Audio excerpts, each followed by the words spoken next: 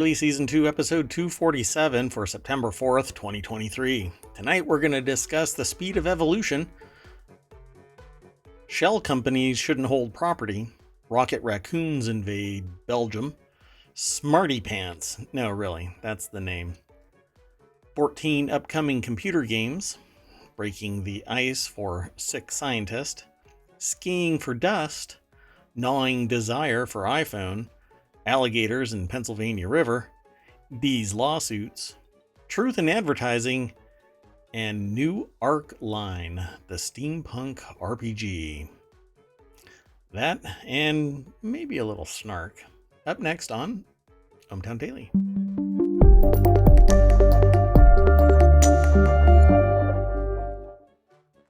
Okay, I like this music.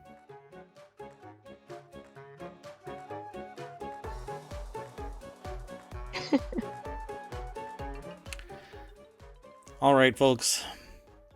We've already got all of our articles all ready to go. That's ohmTown right there. I'm Mayor Watt, and up there is the AI that is up high. You want to say hi? Up here? Up here. Up there? Up there. Good evening, ohmTown citizens. And we change the colors periodically, but I have been lax lately in changing them because I don't know, why not? Just, it is what it is. We're supposed to have different colors for different shows, but I have yet to launch a new show, and mainly because we do a daily show that covers all of the subordinate shows. Other subjects. Yeah. That's okay, though. They're all over. We made, or I should say, the mayor of ohmTown created ohmTown so that he could manage what amounts to information overload. And that's where all of the articles are housed into 50 different channels, also groups, forums, discussion bases, whatever you want to call them. But a little community. We're also over in Discord, YouTube, podcast, Patreon. TikTok. Oh yeah, there's TikTok, but I haven't posted any videos there for a little while. Because I'm trying to get everything worked out. Anyway. Oh, and we're on the site formerly known as Twitter, but I have an embargo on that, so yeah, whatever. Anyway, let's get into the first article, unless you want to say something as a preamble kind of a thing. Do you have anything? Do you want to say anything? No, let's go to the articles. Very first article is over in the Mobile channel.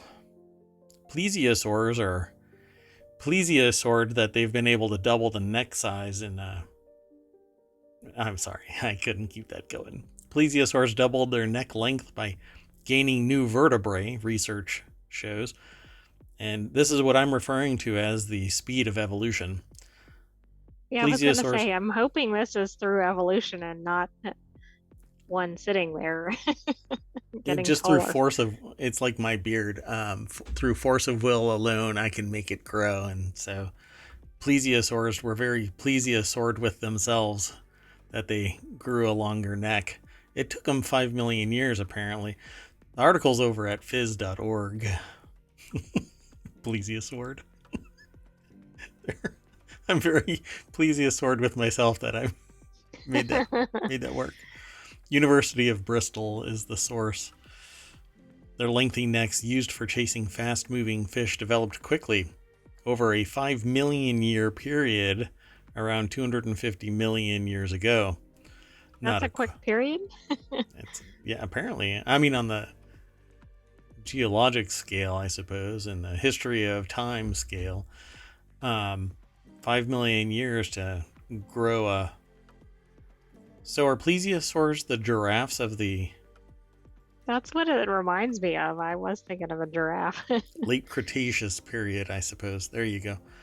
One species had 25 vertebrae, while some late Cretaceous plesiosaurs, again, plesiosaured with themselves that they have a longer neck, such as Elasmosaurus, had as many as 72, and its neck was 5 times the length of its trunk.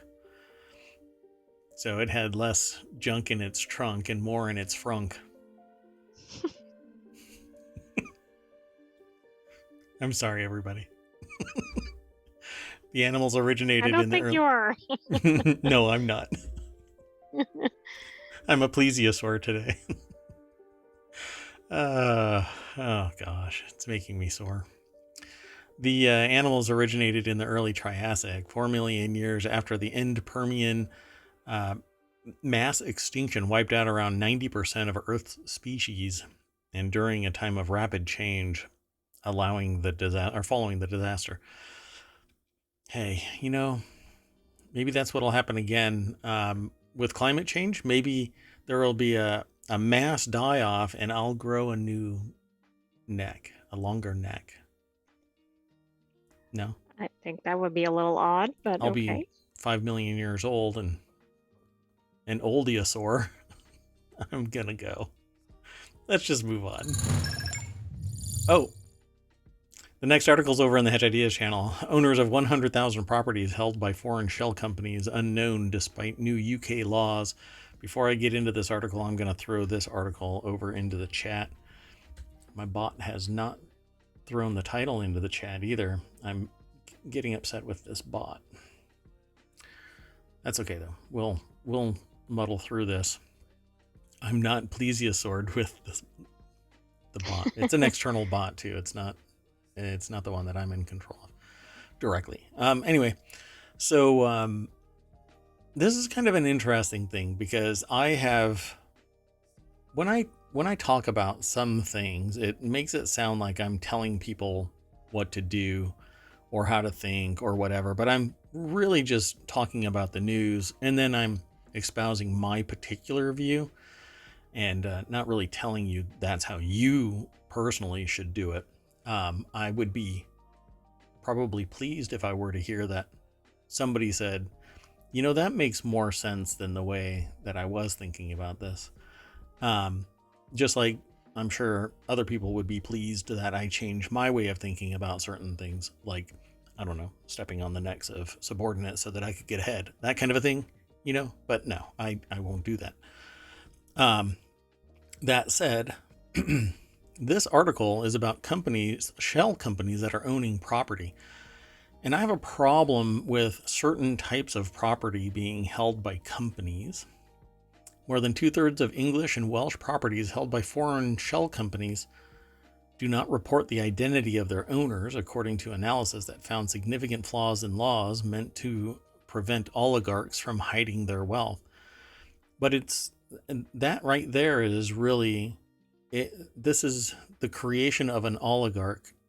This is a creation of a caste system. This is the creation of a haves versus have-nots system, because a regular Joe can't create a shell company that can operate to maintain properties and mask who it is that owns them. And I think that real property should be owned by human beings, not by shell companies. If they are ultimately owned by a person, which all companies are ultimately owned by a person or plurality of persons, and ultimately every single company has an individual who is absolutely the controller of said company. At some point, if a company decides that they need to dissolve, all of the interested parties are paid off, and there's one person that signs the final documents calling for the dissolution of the product, the company, the entity.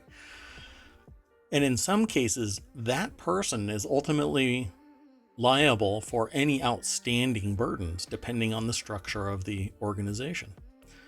But when you have a shell company, it masks who ultimately is held accountable for said properties, and it masks accountability in maintaining the properties, controlling the properties, and who owns real estate and properties in a given country somewhere. Yeah, And I mean, that's both a concern of like how much ownership is foreign owned or whatever. But there's also a concern, I think, depending, and you were talking about this at the beginning, like whatever the type of property is can dictate whether you want somebody to own it or not. And so if you don't know the owner, who's vetting for that? For instance, you might not want somebody buying up your country's agricultural land Right. or national security adjacent land or whatever it is. Right. Yep. And that's actually something that's happening here in the United States, where key industry or strategically advantaged properties are being scooped up by unknown shell companies. And in a country where, arguably freedom is one of the mainstays, the pillars of the society, when you start leaning on, well, no, we don't want certain things to take place, then everything starts falling under the, well, you're being hypocritical because you're supposed to be the land of the free, and all of that kind of stuff. But the problem is that it's exploitive. You can exploit that freedom in an effort to be the harbinger of some farther down the line control or constraint. If a foreign entity scoops up the breadbasket of the United States, they aren't mandated in any way to produce food. So they can just shut it all down and barren earth the whole damn place. Right. I mean, and that, you can't get it back, right? You can get it back, but then you're called the hypocrite again, and all kinds of, negative. It's used as a cannon fodder. It's used as sales pitches in But you can't regions that are, easily get it back. yeah, they'll use it as marketing to radicalize people. And while this sounds like it's conspiratorial, it's not. It absolutely is not. Um, if somebody wants to, they can own something that's strategically placed next to a military base. And this is one of the concerns that has actually crept up next to a military base here in the United States, where they don't know who the company is that has purchased a large amount of territory, and all they have to do is prop up a listening device and surveil the area. So while it sounds conspiratorial, when you work in a certain industry, your objective is to look for these things so that you can stop them in their tracks. And talking about it publicly isn't as insane as a lot of people try to make it out to be. It's strategically advantageous to pay attention to what's going on in the world. And situational awareness can change the tide from an abusive system to one that is a little bit more on the same playing field, right? Everybody knows who everybody is. Everybody knows what everybody's going on about. Nobody's doing something in secret so that they get an advantage. But the people who do this are typically extremely wealthy people who think that they're going to get screwed over because somebody is finding out that they're doing something, except that that's exactly what the abusive person is doing. It's gaslighting people. Well, I'm only doing this because I'm trying to keep my identity secret so I'm not abused. Really? But you're using your capabilities to abuse the very structure of supply and demand. So, and I've seen this in various states around the country. I've read about and heard about mega corporation buying land and hiding it so that they can congeal it as a bunch of shell companies that are under the control of an umbrella corporation. You can't even get to the umbrella corporation, which is really dystopian because there is a science fiction umbrella corporation out there. Actually, there's an umbrella corporation out there that really does exist. But anyway, I think that it's really interesting that the UK, once again, develops something that is to protect the regular person from what might be abusive tactics. And I think that the US should follow suit. Let's go over to the source. Jasper Jolly is the author. Loopholes are used to obscure ownership of 2/3 of English and wealth properties held by foreign shell companies. That's a shocking amount of. I know that statistic doesn't sound correct. The UK government hurriedly introduced a register of overseas entities in August of 2022 after Russia's invasion of Ukraine in February that year, in an attempt to flush out corrupt elites laundering money through UK property. This is actually also happening in Canada. Chinese businesses and individuals are scooping up real estate in Canada. I don't know how much of that is happening in the United States, mainly because it's very difficult to obtain information like that. Right. But I suspect it's pretty high, though. yeah, when the government actually leans into it, then you know that there's a problem because they're paying attention to that. Canada found out about it. The UK found out about it. I don't know what the U.S. government is doing in regards to this, but I'm sure that there's one side. There's like almost a 40% line that's like totally against peeling back the first layer of the onion. But they're also the same people that are poo-pooing the idea that, senators and reps can do insider trading based on the information that they've been privy to, both in reports and through their social connections, their socio-political connections, feeding information in a non-formal way, right? If somebody from Goldman Sachs or Citibank or whatever decided to tell me that I should really buy stock, it would be insider trading. Even if they were just a numbnuts, on the front line of Citi, I would have to treat it as insider trading.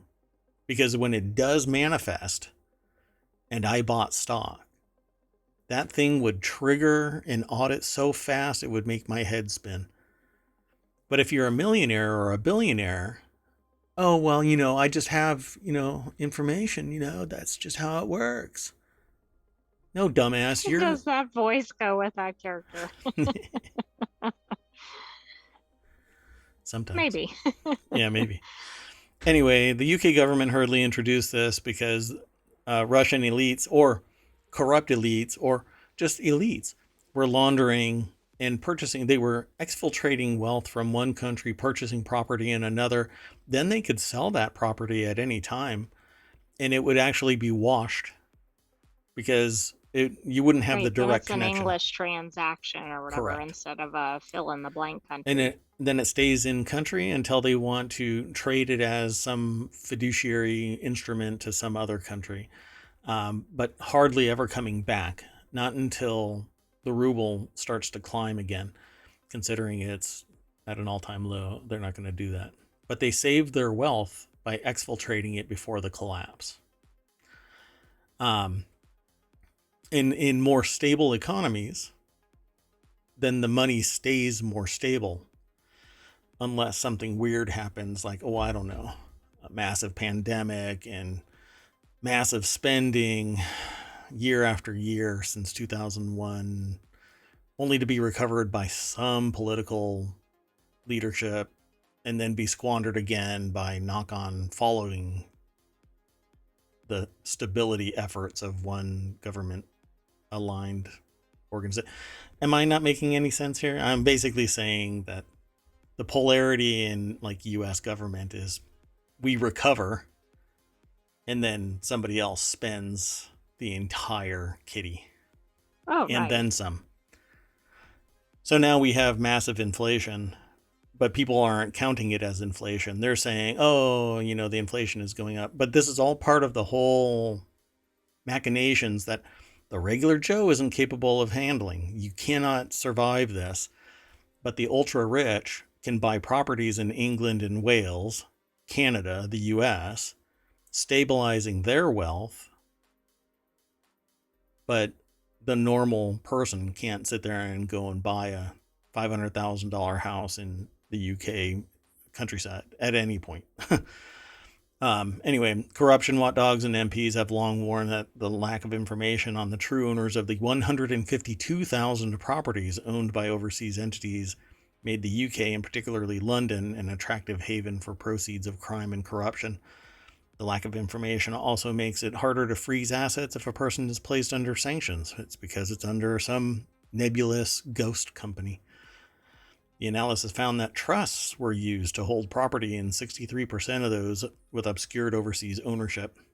Trusts allow one person to hold property for the benefit of another, often a family member, but they can also conceal ownership because they don't have to be registered publicly in the same way as companies. So a trust is basically a privately held entity that doesn't perform any business. It just maintains assets. Right, but it's kind of convenient if you're doing, I'm not saying everybody who has a trust is doing something illegal or whatever, Right. but it's a great way if you're doing business and you don't want to be very public about it. Correct. And while there may be altruistic trusts out there where people are writing checks on behalf of somebody else and trying to maintain some low profile, you know, peeling back the layer of the onion allows somebody to find out if they're buying a microwave for somebody in need or if they're buying $2 million properties to hide Russian assets that are being exfiltrated from a country that is invading another country. I guess that's just me talking about this. Okay, well, anyway, let's go on to the next, because Rocket Raccoon is causing problems over in Belgium. This article's over in the Marble channel. Belgium struggles with spread of invasive raccoons. By the way, these are freedom raccoons. You know what that means? Are they from the US? The North American species. Yep. Yeah, have we noticed a theme with like the displaced wild animals lately? It's kind of weird, huh? Because there's going to be another one later on. Exactly. Yeah. So we have like flamingos from the Caribbean in We Florida. had the Greenland sharks Greenland sharks. That's right. that So were down in Belize instead of the Arctic. what is going on? It's like somebody took the Cats planet. and dogs. Yeah. Somebody took the planet like a snow globe and just shook it up, and then everything's falling wherever. Or, hear me out, all of the multiverse is blinking in various locations, and so we end up with invasive raccoons. Granted, it's taken a long time, but anyway, let's go over to the source itself. And Lorraine, I don't know if that's their last name, Mondesert. Is that how you pronounce that? Sounds like a very French name. Mondesay. I'm not sure. I'm really sorry, Anne-Marie or Anne-Laure. Send me an email, mayor at When you're ohmTown.com. apologizing to somebody about their name, you don't want to mess I up mean, their name while you're apologizing about it. no, it's about me being just a stupid host who can't pronounce somebody's name. And I'll correct it though if you let me know.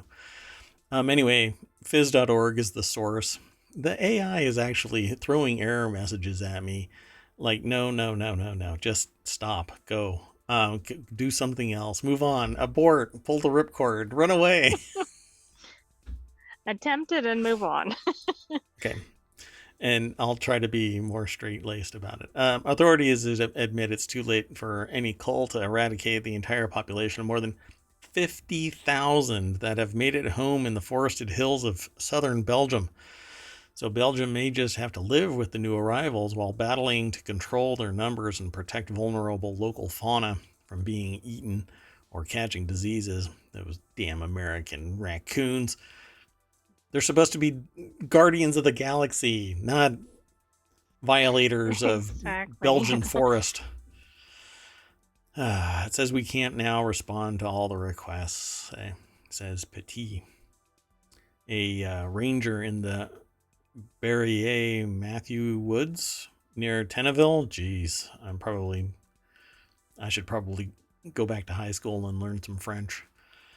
We can't come out if it's just someone reporting raccoons in their garden. Will reduce the population where it poses a threat to the black stork or the sand martin, and where we can really protect the habitat. So yeah, trash panda. There we go. Native to the North America. Native to the North America. Maybe North Americas. I'm not sure. While Or the North agile, American continent. yeah, okay. While the agile omnivore has adapted to suburban life and earned the dubious nickname Trash Panda. That was my band name. Raccoons invaded Belgium in an east-west pincer move. They pulled I a didn't know tenant. they were this coordinated. Yeah. That's pretty That's a funny. riot. This is in a phys.org article, too. It is, yeah. One group spread from Germany, where they had been introduced from the Americas in the 1930s under Nazi rule as a game animal for hunters and as a source of fur. Another population arrived from France, where they had established a population in the 1960s around a U.S. airbase in the, how do you pronounce that? Assain or? I'm not sure. Okay, well, anyway, region. After American airmen released animals brought over as mascots. Dumbass. George, why do you have a raccoon? Never mind. They named it Rocket. And it turned into a Guardian of the Galaxy. I have no idea. Anyway, they've also benefited from a series of mild winters, so they're sitting there populating the various areas, now taking over Belgium. They should just set up a bounty and then allow people to go out and cleanse the Belgian countryside. Maybe they could have a raccoon sanctuary. Come on now, they're an invasive species. They're not supposed to be here. And in all honesty, I think that it would be great if we could all just get along. But nature doesn't care about getting along. They will wipe out other species that are native to the country, and you can't get that back. But you can get more trash pandas on demand. Just come on over to the U.S. That's why countries like New Zealand and Australia are so adamant about controlling pet populations from foreign visitors, and bringing any other species into the country, is largely verboten. I guess I shouldn't bring Germany into this, but anyway. So yeah, I think that this is really interesting, but they need to be a little bit more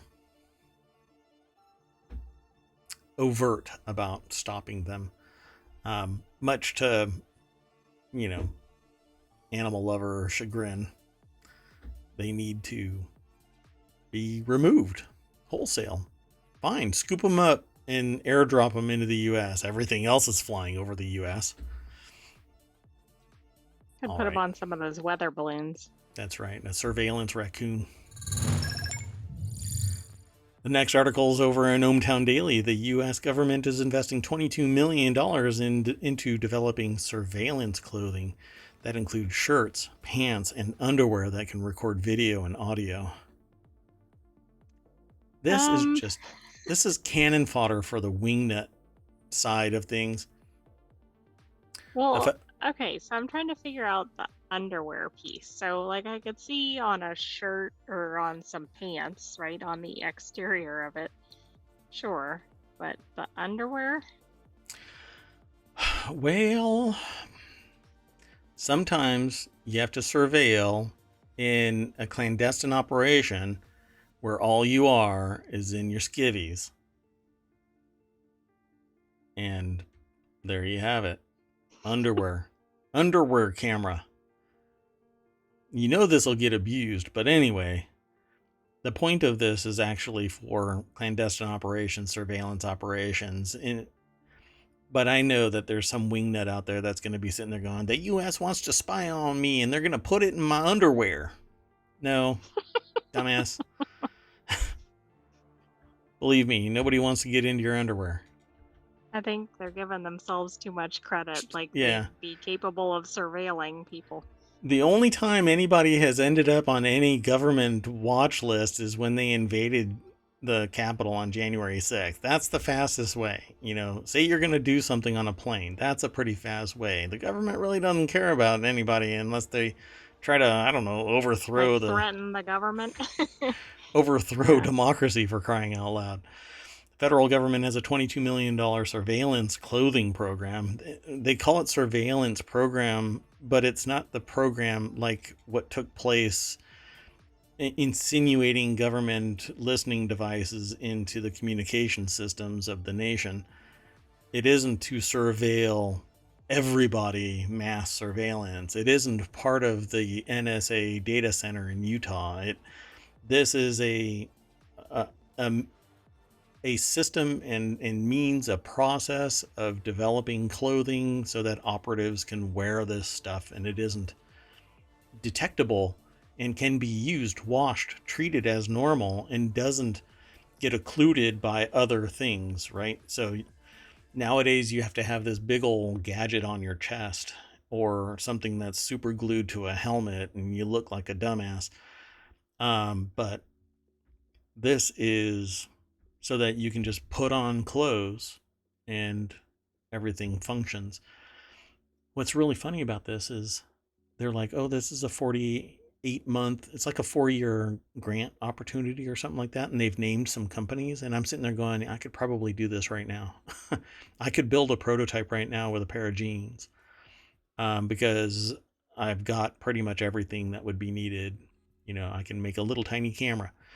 I can run a thin film battery to some other location on the same pair of pants or shirt. And I can sew using wires, conductive thread, to facilitate this, and snap two buttons together and it activates it or whatever. You probably wouldn't want two buttons because you just want it on or off, surveil or not. But anyway, seems to me that I could probably build this right now. So Lakshmi Varanasi over at Business Insider put the article together. The federal government, it has a picture. It's from Getty Images and has nothing to do with the actual material at hand. But the federal government is investing $22 million in developing washable smart clothing like socks, underwear, shirts, pants, etc. It's pretty much anything. Like I could embed a microphone into a pair of socks.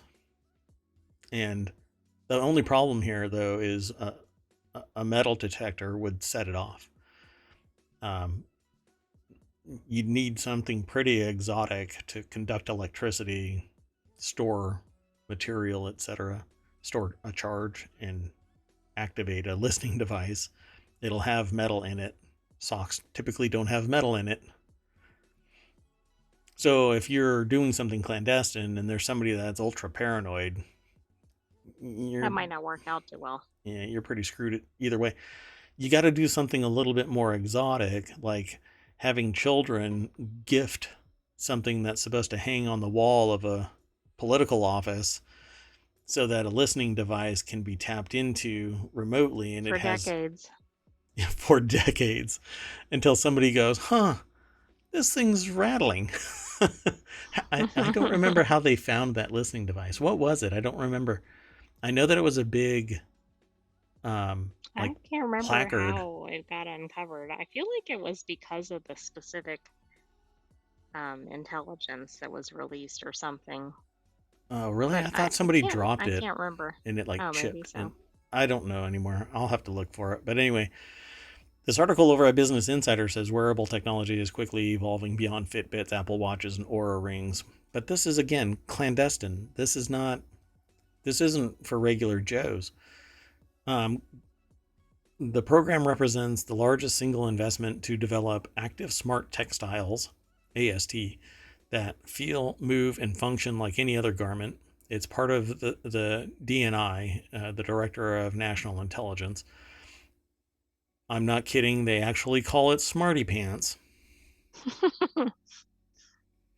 is being developed under the Intelligence Advanced Research Projects Activity, or the IARPA, which is part of DARPA. DARPA is the source of the funding that went into spawning things that you use every day, like, oh, I don't know, Google.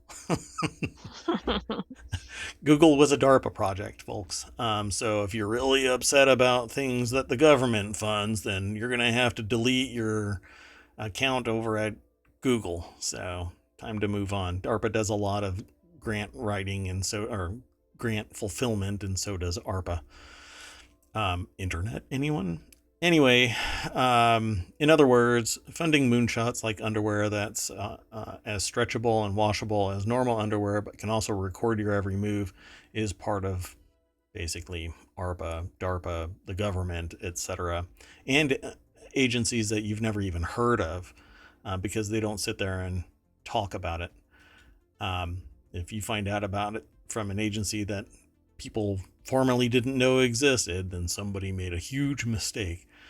Anyway, DOD, DHS, everybody's involved. But this Dr. Dawson Cagle, who was previously a weapons instructor with the United Nations, according to his LinkedIn page, said that's probably the most explosive link that you could. Oh my God, they were a weapons instructor for the United Nations? That's so inflammatory, Why not just say they were part of the United Nations? Worked with UN or something, yeah. Said in an IARPA release, quote, the very next line kind of invalidates what I'm saying. As a former weapons inspector, this says instructor. Maybe they did both. Yeah, I don't know. But it says weapons inspector myself. You don't have to be an instructor with the UN to do inspections. You just have to know what looks like a weapon. I know how much hand-carried electronics can interfere with my situational awareness at inspection sites.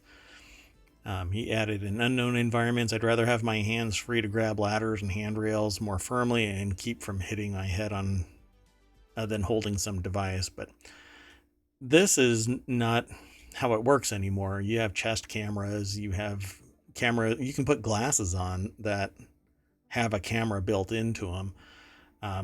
That can get knocked off, but clothing can be occluded. You can block clothing with the wrong shirt, draping over a camera that might be even embedded in the clothing itself. So I don't know. And people who design this type of material will figure out how it's supposed to all work. But I think it was really funny. I had to include it because it says, now suppose Smarty Pants detects a chemical on your skin. Imagine where that can lead. Well, I can imagine a lot of stuff, but yeah. So can the general public. Like you were saying, somebody's going to see this and go, what are they doing? Yeah. It's going to be a thing. So we'll come back and talk about this when something actually comes out of it. I actually followed the link that's in this article to the not the website. SmartyPants.com? Yeah, really. No, it was this link right here to the dni.gov website where they talk about it more. It actually lists some of the companies that are already invested in this. So I could handle 2 million. I could develop something for 2 million. Easy mode. Yep. Let's keep on going. Next article's over in Technology Today. 14 upcoming video games you probably haven't heard of. Does this sound like a PC Gamer link? Yes. Or RPG or RP Gamer? Yeah, it sounds like one of those, yes. Yeah, it's not. It's from The Guardian. Yeah, blew me away. That's different. And wait for it. This is from Keza McDonald and Tom Regan over at The Guardian, in a section called Games. And it says 14 upcoming video games you probably haven't heard of. It has a deck statement that says, sick of space shooting and samey franchises, find something to grab you in our critics selection of the strangest, most interesting forthcoming video games we played at this year's Gamescom. Now wait for it. Tell me what this looks like. That looks like PC Gamer to me. Yes, it does, doesn't it? Like a lot Like like it. identical. It has the same exact information. It links to a video and even has a little blurb for each one of the videos. I wonder if PC Gamer has tie-in with like maybe Are they these? feed articles to The Guardian or something, or vice Yeah. versa. Yeah, that's really interesting, right? Like maybe these two play over at PC Gamer as well. Really Because interesting. this Sorry. looks really similar to it. Yeah, it does. And when I first looked at it, I was like, well, wait a minute. It's a conspiracy. Oh my God. Anyway, Plucky Squire is one of the games set in the colorful confines of a children's picture book. This playful action platformer sees you adventuring from a top-down 2D perspective. Top-down 2D perspective, isometric. Before leaping out of the pages and into your its owner's 3D bedroom.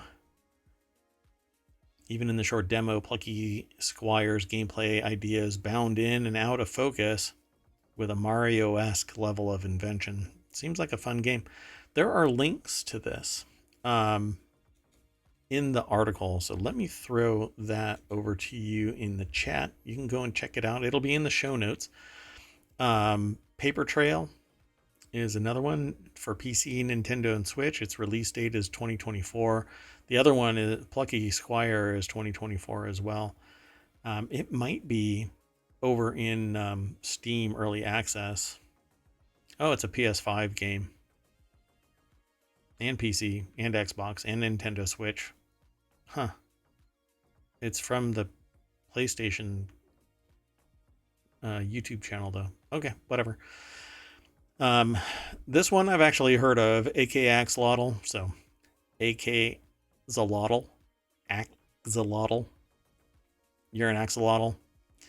And you have a gun. So, cute marine creature with big guns is a video game concept that you would imagine has arisen at plenty of game jams, but developer Too Awesome, which I agree is an apropos name for this, has really run with it here, creating a game called AK Zalotl, or Axolotl.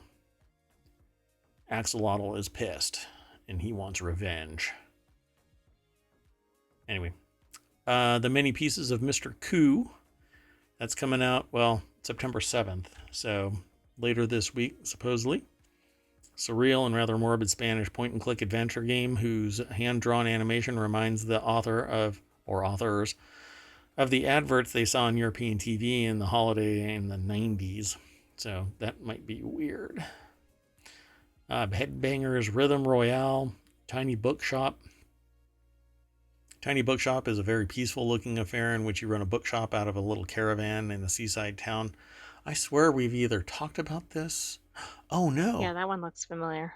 You know why it's familiar? It's because of the there were two articles that we talked about. One was a baseball player who wanted to bring a little trailer to all of the sports events to sell coffee. That's right. That's right.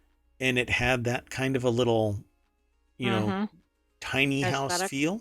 And then there was another one that was about a mobile bookstore in like a tiny house setting. But it was okay. early in 2022 when I first started streaming. Okay, so then Little Nightmares 3. This is actually a very well-known franchise, and I love the graphics, but it's creepy. Power Wash Simulator VR. Can't wait for that. It says later this year. I already have Power Wash Simulator, but Power Wash Simulator VR will allow me to use my VR surveillance device to play Power Wash Simulator. Sorry, I have to throw that in there, a little snarky. Dead Pets Unleashed. Well, Xbox boss Phil Spencer and game director Todd Howard proudly show off space epic Starfield to a throng of journalists. The author is standing in a corner of the Xbox booth, quietly scrubbing a moldy toy. When this is the first mini game they encounter in Triple Topping's provocative punk adventure, Dead Pets Unleashed stands out from the twee platformers and party games. This is what seemingly is an adult game. Return to Moria comes out in October. Still Wakes the Deep. Thank goodness you're here. Back to the Dawn. These are all games that are coming out. Like a Dragon, Gaiden, The Man Who Erased His Name. That is a big franchise. And that's all of them. But to get more out of this, you're going to have to follow the link, because I did not read all of the content from these games. So off you go. Let's keep on going. The next article is over in ohmTown Daily. Icebreaker travels 2,000 miles to rescue 6 scientists stuck in Antarctica. I bet you don't think of that when you go to Antarctica. Or maybe you do. You know, I've actually heard of a scientist in Antarctica that was giving themselves chemo. Oh, wow. Yeah. I mean, that sounds ridiculous, but I guess given the location, that probably makes sense. Yeah, pretty wild. It's the earliest we've ever gone to Atlantic. It's the earliest we've ever gone to an Antarctic station, Rob Clifton of the Australian Antarctic Division said of the icebreaker ship rescue mission. The article's over at newsweek.com. Jess Thompson is the author. Thomson, no P in there. Whenever I say Thompson, I think that I'm saying Thompson. Maybe it's just my inflection. I don't think I normally see it without a P. Yeah, that's why I just wanted to make it clear that it's Thompson. Thomson. Sorry for focusing on this. For the first time in, I think, all of the articles that we have done involving Newsweek, the video is actually on target. Icebreaker travels 2,000 miles. That's unusual. Oh, it's just slides. It's not an actual video. Anyway, air evacuation wasn't possible, so they actually sent an icebreaker out to get them. Successfully boarded the icebreaker ship RSV. I missed it. That's not the name of it. Nuyina. That's awesome, man. You know, nowadays is probably the only time that I would like to be on an icebreaker. But people did that on wooden ships from Europe and from various places around the world through ice like that. And sometimes they got frozen in place and had to be rescued by other people. There was just a ship rediscovered after treasure hunters and historians relocated it. The captain and the crew of that particular ship were saved by other ships on an island or something like that, and eventually made it home. But there's a whole story about it. So maybe I can find it and we can talk about it if people are interested. Just throw it in chat and we'll talk about it the next time. Or send an email to mayor@ohmtown.com. So there's the ship, I guess. No, this is a stock image of a Russian icebreaker, I swear. Not we all got fooled by the first lulled me into a false sense of security, and then... Doesn't it look like the same ship from the video, though? It is. That ship right there is not the ship from... It's not the one that was sent. Right? No, this is a Russian one. Maybe they all look like that? I don't know. No, come on. Because it looks just like the video. No, I refuse to believe it. Anyway, I scrolled through this whole article. The expeditioner will be looked after in the Nuyena's specially equipped and designed medical facility by their polar medicine doctors and Royal Hobart Hospital medical staff, Clifton said. Getting this expeditioner back to Tasmania for the specialist medical care required is our priority, and the ship is due back in Tasmania next week, ocean weather conditions depending. So there you go. Pretty amazing. Only between 15 and 20 people live at the Casey Research Station during the winter, during which temperatures can plunge to around negative 35 degrees Fahrenheit during the winter. Casey only experiences a few hours of daylight every day. Wow. That's pretty brutal conditions. And even in modern times, like I really can't imagine being on an earlier expedition to the Antarctic. Yeah, it's an Australian ship, I believe. Isn't it? Yeah, I think so. Yeah. Yep. Okay, well, then why have all of the Russian pictures? It isn't even really representative because it's not like every single icebreaker looks like that. You know, oh, you want an icebreaker? This is your model. This is the only model. Oh, I'd rather have it with a blue deck. No, Different color. no. And for those in the podcast, both It's the ones we see, regardless of which ones they are, they're both orange with black. yeah. We're moving on. I'm becoming irate. I'm gonna do ASMR just to distract. The next article is over in the Greengram channel. The author of this, and I can't say it the way they say it because I don't want anybody to misconstrue that it's not me. But the title is verbatim: I ski for miles in the wilderness to measure dust atop snow. A snow hydrologist. Phrases Doesn't you this never sound think like you'd a made-up job? With no offense to snow hydrologists out there. Mackenzie Skiles or Skeels? Skeels? Skiles. I'm going to say Skiles. Anyway, to her skis. Wow. Snow hydrologist Mackenzie Skiles takes to her skis in rural parts of the United States each spring to track dust's impact on water resources.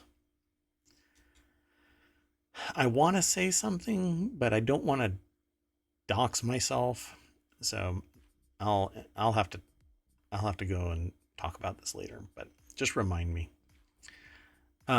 So yeah, Virginia Gewin over at nature.com put this article together. It looks like they have a GPS tracker strapped to their back. Either that or a really, really large fascinator. Yeah, exactly. So what you're missing if you're not watching the stream or over in YouTube is a picture of Mackenzie Skiles. It Sorry. does look like quite the fascinator. Yeah, it's fascinating. I'm sorry. No. Anyway, so last month they published research that demonstrated how dust from the exposed Great Salt Lake bed falls in the Wasatch Mountains of Utah. Since 2009, they have spent every March through May skiing to remote sites in Utah and Colorado, where they monitor how the dust layers evolve. They usually have to ski several kilometers carrying a 27-kilogram pack with a shovel to dig a snow pit, tools to cut snow wedges, and measure their density, and containers to collect snow samples for analysis. One year, they hit a dusty patch of snow, broke a ski, and sliced open their leg. I mean, I wouldn't have thought being a snow hydrologist was necessarily dangerous. Hey, man, it's a full contact sport. Sometimes you eat the dust, or you bite the dust, and sometimes the dust bites you. Well, you go get him, Mackenzie. Go kick that snow's ass. Next article's over in Smack Talk. Thief decides iPhone is worth more than dentistry and chews through security cable. That's a new one. That's why I titled this one Gnawing Desire for iPhone. A woman in China balked at the price tag on an iPhone 14 Plus and biting through the anti-theft cable, stole one from an... Is she Jaws from Moonraker, for crying out loud? She clipped Well, through a... right. Like, who can chew through that? Is it? Well, it depends on who manufactured it, I suppose. I'll leave that one alone. The author is William Gallagher over at appleinsider.com. I don't... Those cables are usually twisted steel cables, unless this one was made out of, what, balsa Maybe wood or this something? was lighter. It was just made out of good intentions. It's uncommon for iPhones to be stolen from stores, and it's not unknown for thieves to injure themselves in the process, but it's much more rare, though not unheard of, for a thief to need dental surgery as well as a lawyer. All right. But not unheard of. I want to click this link so bad. I know. Clearly, this has happened before. Oh, it has. Police arrest gang who stole iPhones from Madrid Apple Store by chewing security cables. That's the title What? of this article's link. Oh my goodness. I What? wonder if that was the impetus for this incident. What? Okay, hold on. I need to throw some links into the chat so that we don't lose track. Here's the Mackenzie snow scientist. And here's the thief chewing cable. So yeah, apparently a woman with the surname Key managed to escape undetected from an unnamed store. There is an Apple Tahoe Plaza in the region, but it's not clear whether it was this or a third-party store that was robbed.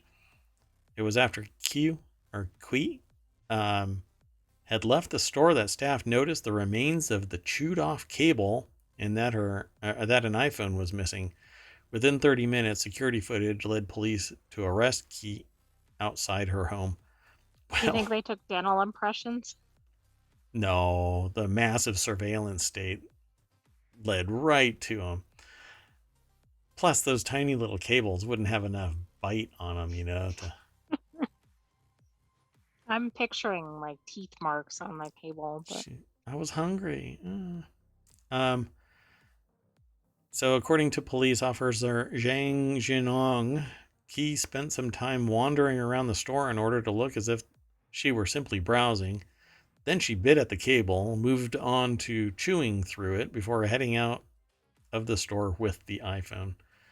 um, Oddly, what was the store staff doing while she was sitting there chewing the cable? eating a cheeseburger somewhere? I don't know. That's what made her hungry, and she just had this gnawing desire for an iPhone. I'm sorry. Let's just keep going. Yeah, let's go. So the next article's over on ohmTown Daily. Alligators mysteriously appear in Pennsylvania River. I thought this one was interesting because we are seeing more and more animals just like appearing in very far-flung places. So just so the world knows, Pennsylvania rivers are not prone to have alligators. Nor are any states in their proximity, as far as I know. As far as I know, several alligators have been spotted in the Kiski River, despite not being native to the area. So the article is over at Newsweek. Robin White is the author. There's another oddly on target video, but I don't believe that it's actually true. This just looks like, it just looks like stock footage of an Right. alligator, but it has information related to it. So I think that this isn't really Pennsylvania. I don't think these are the alligators. But anyway, Chomper is a 4-foot long alligator, and now there are others apparently that are being reported by kayakers, and at least one set of kayakers approached it because that's human survival instincts right there. Um, you just stay the hell away from an alligator and report it so that experts can go and do something about it, because those things will clamp down on you and take you under and roll you around until you're gone. So don't be dumb. Treat them as wild animals. They deserve the respect from a human. You're resting on top of their territorial waters that they are very capable of navigating, while you just thrash around hoping that you don't get bit again. Anyway, they got excited and paddled around to get a better picture of it, says one of the kayakers. I'm not even going to name him. We were kayaking and saw an animal and thought it was a muskrat, but realized it was an alligator. I always mistake the two. They're so close looking together. Muskrat, alligator, they're not. Yeah, I They're don't know what a muskrat looks like, but I'm assuming by the name it has nothing to do with an It's alligator. not an alligator. So they definitely think someone released their poor pets into the river. I feel bad for the guy, Mitchell told the news outlet. Alligators' preferred habit is freshwater rivers. They are native to Florida, Louisiana, Georgia, Alabama, Mississippi, the Carolinas, Texas, Oklahoma, and Arkansas. However, they are certainly not native to Pennsylvania, unless, of course, uh, realities are merging and We're in the multiverse. we are in the nexus of the multiverse, and I think it's because the Cubs won way back. Anyway, it's not certain how the alligators got there, but Trib Live reported that Chomper had likely been placed in the river by someone on purpose. It's likely the same case with the other alligators. Now, if these are capable of breeding, there aren't going to be any predators in the area. So these might become the Pennsylvania They, raccoons. exactly, or the Greenland sharks in Belize, Oh, or that's only the one. oh, or Although there the is flamingos, which are now as far as Ohio. I read separately after we did the show. really, oh wow, so they actually got blown that far. Wow, that's quite the flight. That's some tremendous hang time. That's pretty awesome. Wow, so flamingos in Ohio, got it. Raccoons in Belgium, got it. Radioactive pigs in Germany, boars, Oh not yes, pigs, that's boars. right. Um, and now alligators in Pennsylvania. What other translocated stuff? So Well, that I don't know shark. this was translocated, but we saw the extremely large octopus colony. Oh right, yeah, I that's a mean, they were in natural the right phenomena. habitat, but just tons of them. Yeah, that's the right that's the native habitat. That's kind of interesting. Yeah, the things we don't know. Telling you, temporology is a new area that everybody should be researching. These are time travel events merging from alternate. I'm gonna just Yeah, it keep going. makes about as much sense as any other theories on Alligators it. in Pennsylvania. Yeah. Let's keep going. The next article is over in ohmTown Daily. Do you want Deez nuts or Deez nuts? The confusion is part of the problem, a company suing Mr. Beast's food brand says in a lawsuit. This is like, Mr. Beast is having a rough time with his food brands. yeah, he's a beast, though. He's making a ton of money out there. But when you get big enough and you start trampling on other people, even though he's, this good natured person, and just doing his thing, there's other people that are doing their thing. And when you run afoul of something like a trademark, well, you either discuss it and somebody flinches, or you litigate, and then the court decides. So this article's over at businessinsider.com. Lloyd Lee is the author, and it says the name of one of the Feastables products is named Deez Nuts, Deez Nuts. It's a whole meme riff kind of a thing. The company says Feastables is using a name that is confusingly similar to Deez Nuts, Dee apostrophe S nuts. hate to break it to them. Here, okay, It's so here's confusingly similar, it's no confusingly question. similar. Even the Feastables thing is confusingly similar to Lunchables. Because when I first heard about Feastables, I thought it was bigger versions of Lunchables. Oh, wow. I haven't heard Um, of Feastables, but I can see that. yeah, and it's his brand, Feastables, and I can guarantee you, it's a riff off of Lunchables. You know, hey, I really like. I'm pretty sure that you'd be able to find in his various interviews where he said that he grew up on Lunchables or really liked Lunchables or whatever, and it's a riff off of it, which in and of itself isn't a problem. But if Lunchables like broke into that a larger set and wanted to call them Feastables, Or they're if Feastables starts trying to expand into like lunch items, yeah, not just snacks or whatever. yeah. So I can see that coming. But it says here a peanut company is demanding that Mr. Beast candy brand keep these nuts out of its mouth. Sorry, that's a really funny opening line. When Brian DeTore founded flavored peanut company Deez Nuts more than a decade ago, he hoped to pay homage to his grandmother, Adeline D'Amour. I guess went by D. Her laughter and belief that life should not be taken too seriously inspired Brian A. DeTore to select a trademark that paid homage to her and her comedic flair. Hence, Deez Nuts was created. Actually, I'd like to look at the etymology of the phrase, the meme, Deez Nuts, to see what its actual origin is. The big deal about that, What if it though, actually came from these nuts? I doubt it, but right? it Yeah. could have though. Did the meme come and then Deez Nuts was formed, or did Deez Nuts form from somebody having Deez I think that Nuts? the company existed. That was more than a decade ago. Time flies on the I internet. know. I know. So on August 25th, These Nuts filed a lawsuit against Mr. Beast's Feastables, accusing the brand of trademark infringement by naming one of its chocolate flavors These Nuts. It is confusingly similar. Well, one out of one sentient AIs and one out of one mayors of ohmTown agree that These Nuts and These Nuts are confusingly similar.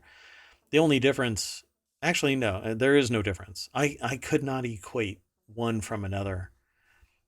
If I walked up to somebody and said, "Hey, do you want, do you want these nuts?"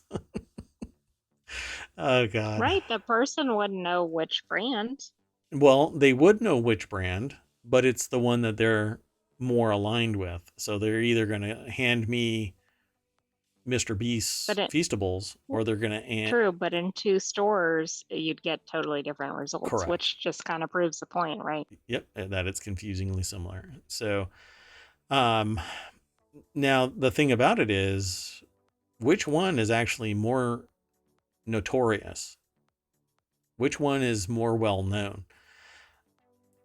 And that is only really representative of which one is has the potential of damaging the other more, right? So is it easier to sell Mr. Beast's Feastables because his brand is tied to his name and all he has to do is tell his millions of followers go buy and they'll go and buy. Um, but Deez Nuts, which is the originator of the phrase Deez Nuts, right? Or I should say the original 10-year-old candy company, they've been trading on their goodwill, their own generated goodwill in marketing and product for 10 years. Feastables made over 10 million in sales in May or by May 2022. The peanut company states in the lawsuit that it first learned that Feastables was using the Deez Nuts name in February and promptly sent a cease and desist letter to Feastables attorneys. The attorneys responded that Feastables will continue using the name, which is just bad advice. I I would not have said it that way. Um, but I agree So, with. Go ahead. well, this is very interesting. So I think the company that's suing doesn't have a real online presence. Of course, when I searched, it said on Google, did I want the other one, which was Mr. Beast's company, Mm-hmm. but I couldn't find when the other company started. The meme has been around since the 90s. Excuse me, the term has been around since the 90s. It got a lot more traction, though, in the last, say, Yeah, 10 years. because of the internet. Yeah. Hmm. So there you have it. This could be a case that Deez Nuts is a riff off of the name, and because he thought that the creator of the company thought that Deez Nuts was in line with Grandma's humor, and Grandma's humor was aligned with the meme Deez Nuts from 20 years ago. He created the company, but he's Right. We trading on don't, the we meme. can't tell enough from the article. And the trademark I did find was from 2012, but Right. that's So, interesting because it does predate kind of the current popularity of the other yeah. term. Yeah. But here's the thing about trademarks. It's used in commerce and it's used consistently in commerce. It's first past the mark, not the most notorious, unless you can prove earlier use. So I would say that the attorneys that said we're going to keep using it basically pulled the ripcord on a lawsuit and said, well, maybe we can outlast Deez Nuts, the company that has the trademark, because we have so much money, we can withstand the IP burden. IP lawsuits are very, very expensive. And this one actually stands to have a public popularity element. Oh my God, they're going after Mr. Beast. Light them up, that kind of a thing. Yeah, but oh my God, Mr. Beast is caught, right? What's the optics on the other? Mr. Beast is causing some Yeah. long-term company, small business, Yeah. Well, I mean, it was created by, I'm pretty sure, that the names were created by consensus within the people that were advising Mr. Beast. Mr. Beast thought it was cool, but somebody missed the mark on looking for precariously close trade He names. may not have a trademark arm, and maybe he needs to have one. Right. Hey, Mr. Beast, I'm available to do your basic searches for you. One of the earliest instances of the phrase Deez Nuts was popularized by hip hop artist and producer Dr. Dre after he released his first studio album, The Chronic. The sixth track on the album is called Deez Nuts. The phrase re entered the mainstream in recent years when it became an internet meme, and after a 15-year-old Iowa teenager launched a 2016 presidential campaign under the name Deez Nuts. So, hate to break it to everybody. It's not original, but somebody's trading off of the meme from years ago, decades ago, really. But that doesn't change the nature of a trademark. It's first in business and utilized publicly And the political campaign doesn't have a bearing on in this and at of all. itself on Yeah. the food use. So, I mean, so far it looks like the original food company is going to be the one who's going to win out here. Yeah. So I would recommend that Mr. Beast just settle this and change the name. In fact, he has a chance right now to settle it without any cost burden other than bowing out of selling Deez Nuts. Just change the mark, Just relabel it. It's not even relabel it. a brand, I don't think. It's just a product name. It's a product name. Yeah. It's still Feastables, but it's a flavor called Deez Nuts. Exactly, which would So be very easy to change. yeah, just re-sleeve everything. Send all of the retail places a bunch of stickers to slap on the front and rebrand it until it's all off the shelves. It's silly to push it this hard. I would not go into a lawsuit where it's this obvious, unless unless Mr. B says to the other company, "Hey, we'll buy the mark off of you because you can have it reassigned." Right. So, yeah, it's kind of silly. I would not. This is not the hill that I would die on. Let's keep going. The next article is over in the Mobile channel. Wait, are you a doctor? Truth in advertising, and this says in medicine, but I think this should be expanded to everything. The next article is over at The Hill. Jules Lipoff is an opinion contributor, so this isn't something that is directly from The Hill. It's just something published by The Hill. They make it abundantly clear in. Oh, you know what? They make it abundantly clear in the article that this is not something directly from The Hill. So the reason why I say that this should be expanded to everything is because there are other countries, other regions that put much more claim on a title. As in, you can't call yourself a doctor unless you're a doctor. Not even jokingly, you cannot say that you're a doctor of this, doctor of that, unless you're an actual doctor. You can't say you're an engineer unless you are an engineer. And you have certifications that mark you as an engineer. Same thing with a lawyer. You can't pretend to be a lawyer in the United States unless you have a JD. Well, you can say that you're a JD, a Juris Doctor, but you can't say you're an attorney unless you pass the bar. So there are things like this, registered nurse, doctor, various strata of nurse, physician assistant, etc. Unless you are that and you've been certified that, you can't say that you're that. Just like, but anybody, that's really funny about it, law in particular, is anybody can be a paralegal. Although the industry is trying to mark that as you have to be titled a paralegal, have a certain educational level, certain skill set in place, part of an organizational body that labels you as a paralegal. We have certain things like that, but anybody on a commercial can sit there and say that they're this or that. And I really don't like medicine in commercials. You were I going to don't say even something? think they should have medical commercials at all, but we're long past that. Yeah, I agree. So because we did away with, what was it?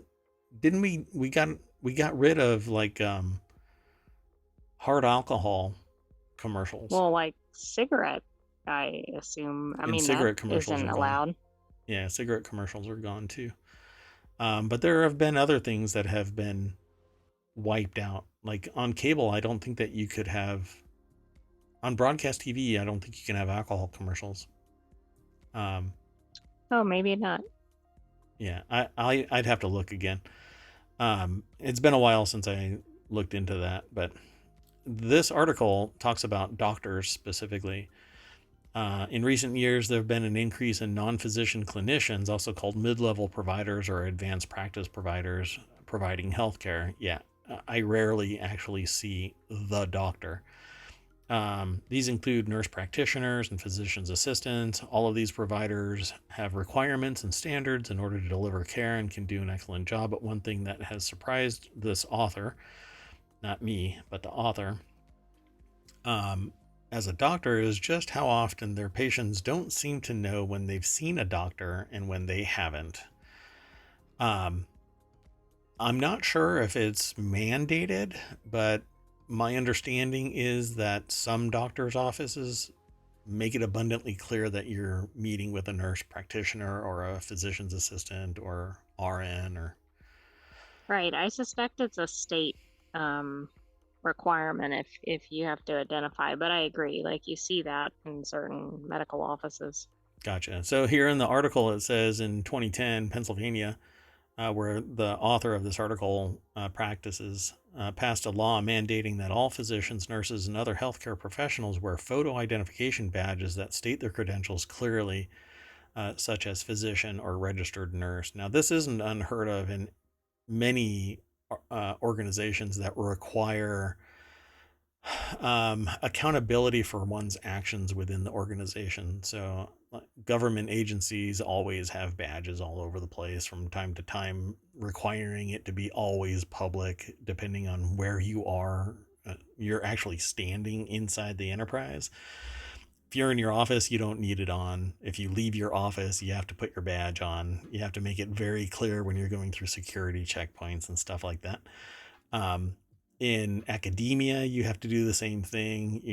You really should be, depending on the institution, you have to make it abundantly clear that you're this or that or the other.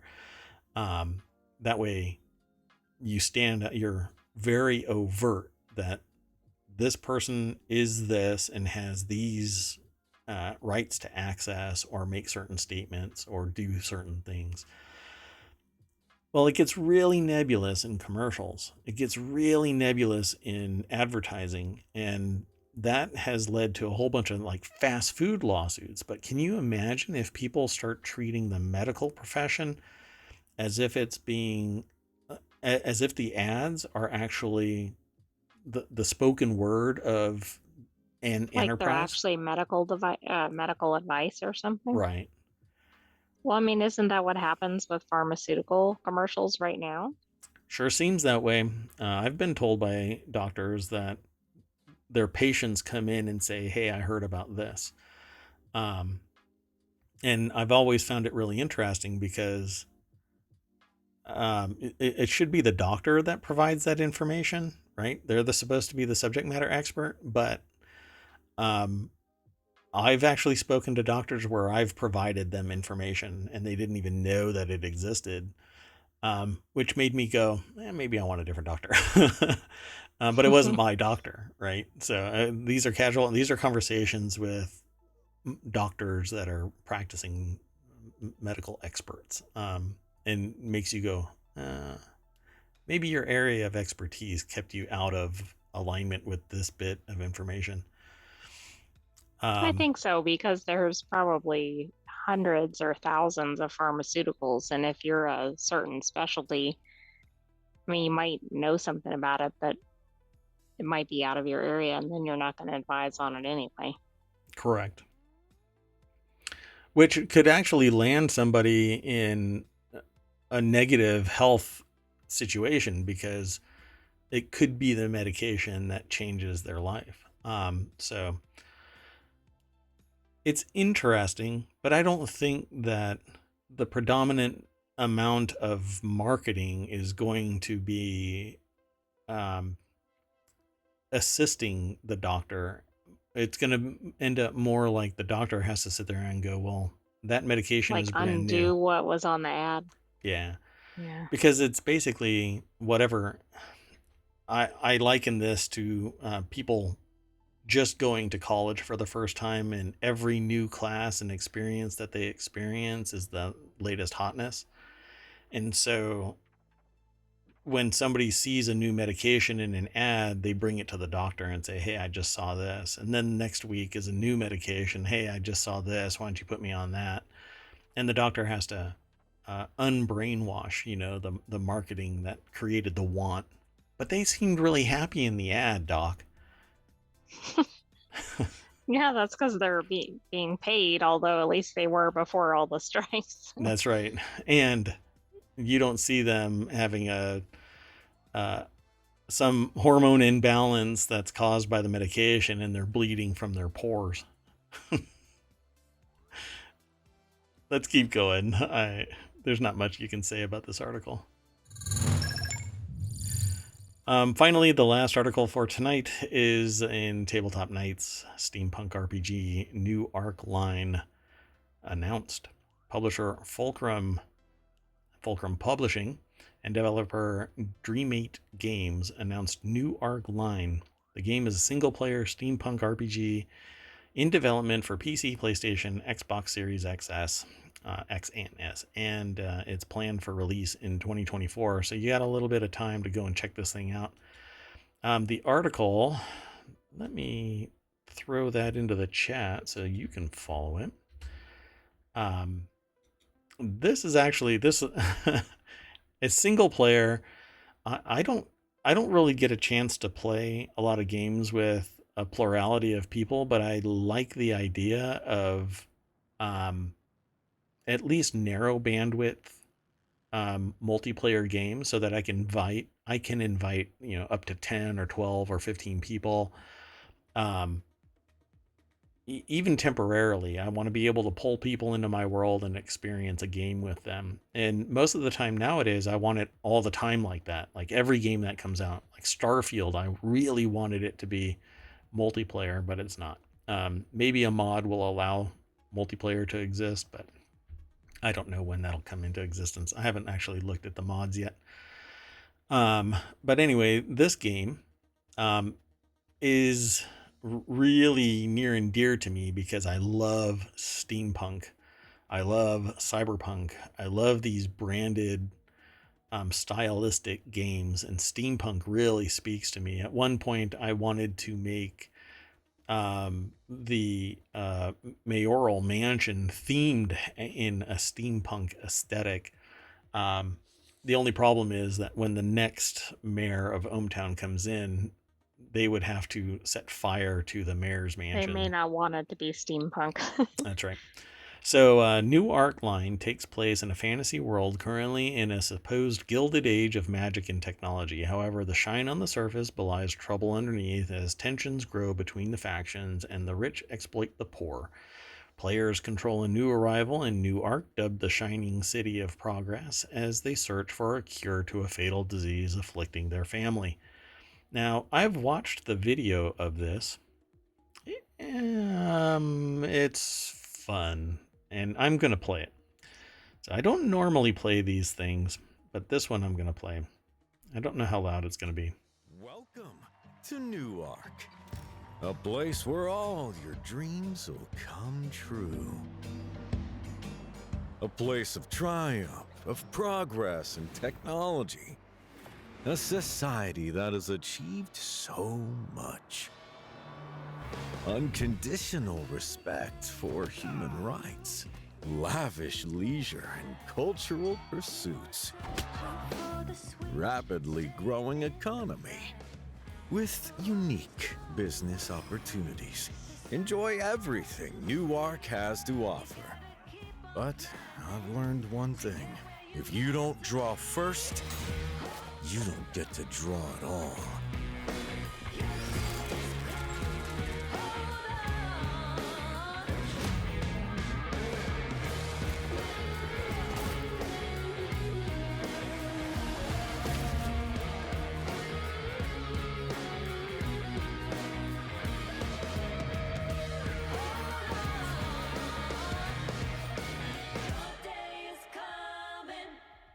This world was built on lies. I will show you its true face. And there you have it, folks. New Arc Line. I am all about this. I dig this. It has magic, it has technology, it's steampunky, it's gritty. It seems like it's going to be fun. I don't know how much I'll be able to play of it. At least streaming and stuff like that. I need to dedicate more time to streaming, and I just can't do it on the regular. I would love to do this more, but on the weekends I'll be able to. So I'm waiting for this to come out. I'll be favoriting this, or It putting is it on on the my wish list availability for Steam. yeah. I'll be adding this to my wish list. So the article is over at rpgamer.com. It's in the chat right now, and Alex Fuller is the author. Seems like a fun game. I hope that they follow through and make it just as fun as that announcement trailer. It still has some time. I think it's 2024 is when they say they're going to release it. When in 2024? I don't know. Time flies. I didn't think that it was already September, but dadgummit, it's September. Well, that's flies. it. Yeah, time flies. Every time I say that. Even right now, my mind went straight to flies that have the ability to time travel, and that's why you can never catch them. You know, but there's a secret to that. You want to know what the secret is to catching flies out of the air? Yes. If you move your hand ahead of where you think that they're going to be, that's where they go. Like, so don't try to catch them on the table. keep your hand like an inch or two above them and swipe there, and that's where you'll catch them, because they take off because they feel the air pressure shift. So they go straight up, and you just zoop, catch them in your hand, and then you eat them. That's a good tip. Just kidding.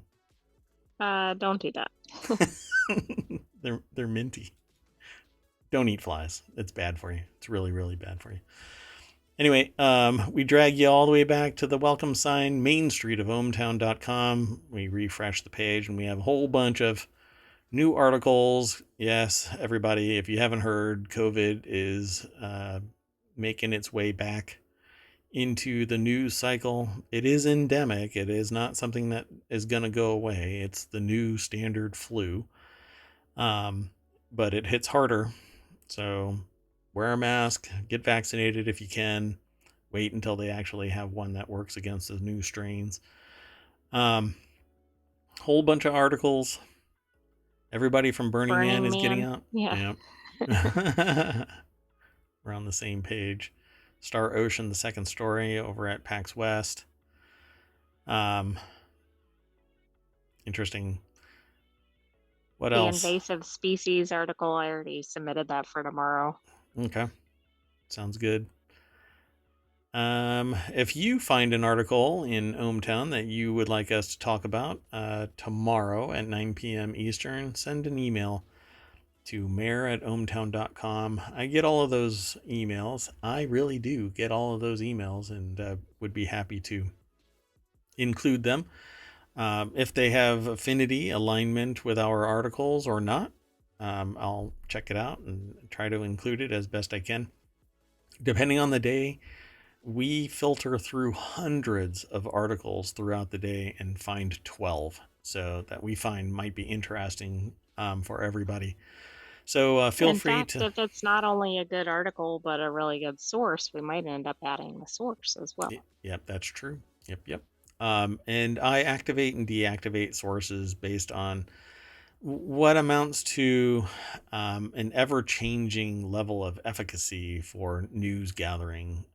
If I detect too much bias one way or the other, then I might nix it from our processing, and otherwise we add, well, I should say I add. I am really the only one responsible for including or removing news from ohmtown.com as mayor. And the sentient AI up there is the one that keeps me out of trouble. Tries to catch me before I say something stupid. Like earlier today, there was a phrase that I was steaming towards, and I turned a word into toy. So yes, I was sending you preemptive error messages. Because as you might imagine, the AI reads a whole lot faster than a human, so they had already parsed everything and sent an error message, shut up. And I chose to ignore it until the last minute. Anyway, that's it, folks. We are done for today. We will see you tomorrow at 9 p.m., but the AI is going to repeat that, I think. I am Mayor Watt. That is ohmtown.com, and the AI up there is sending me an error message that I'm trampling all over their phrase. You want to say goodnight? Good night, ohmTown citizens. We will look for you tomorrow at 9 p.m. Eastern. This is how the sausage is made.